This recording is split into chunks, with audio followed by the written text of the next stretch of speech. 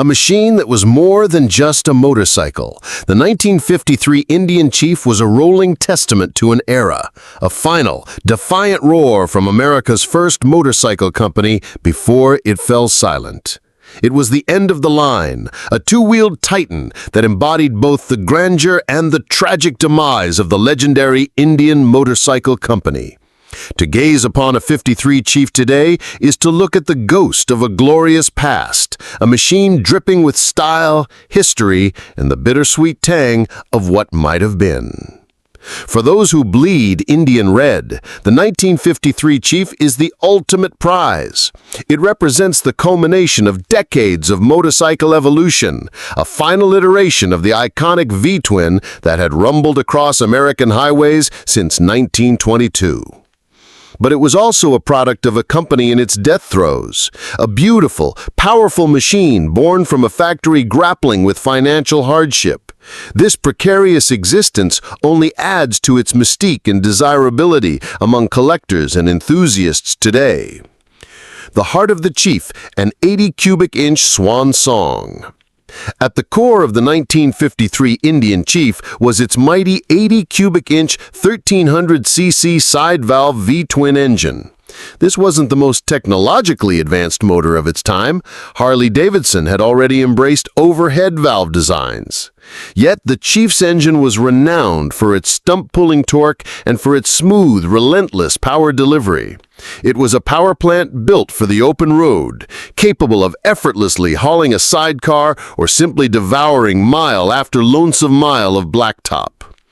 A 3-speed hand-shifted transmission put that power to the rear wheel, offering a visceral and engaging riding experience that is a world away from the seamless automatic transmissions of modern cruisers.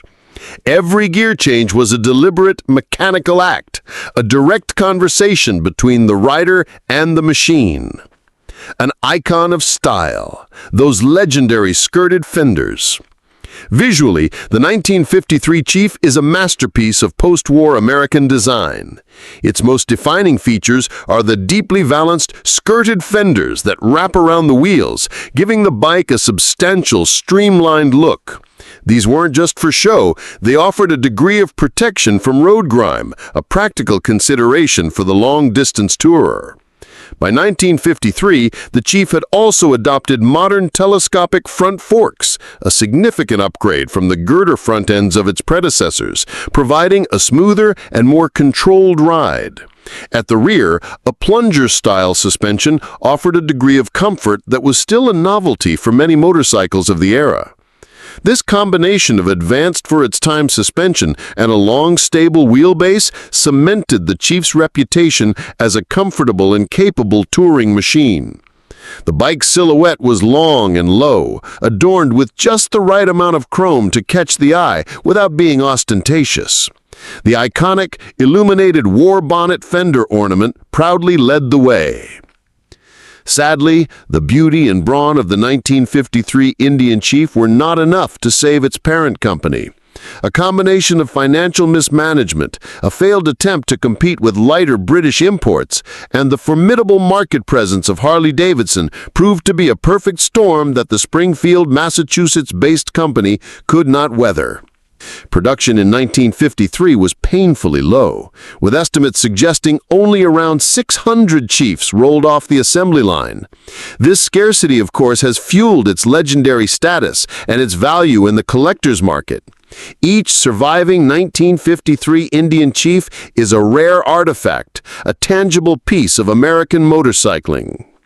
The enduring legacy of the 1953 Indian Chief.